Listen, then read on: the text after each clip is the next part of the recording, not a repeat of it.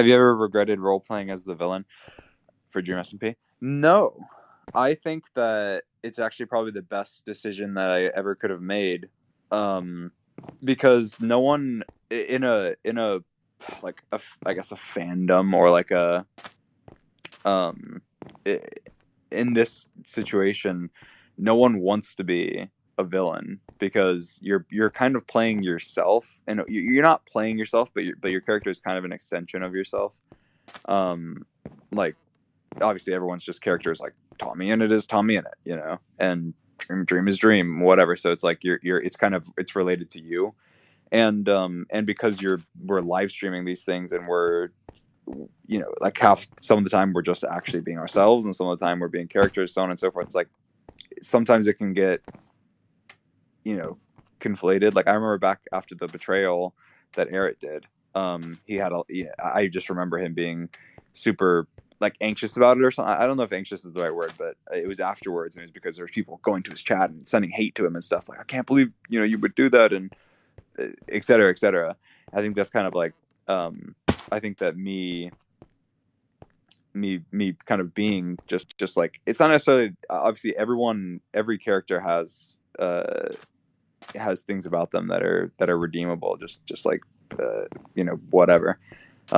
But I think that having a character that is primarily, even if maybe not from their perspective, but from everyone else's perspective, is a villain, is overall good. And I feel like it being me was probably a necessity because I don't know, I'm the biggest, and so I have the most backing to do it, and to not not receive hate, and not get and not have to worry about people perceiving stuff incorrectly, or me being able to easily correct the record. And also like it's um uh like I it's the Dream SMP, obviously. So um yeah, I don't know, I think it worked out perfectly, kind of just worked out like that.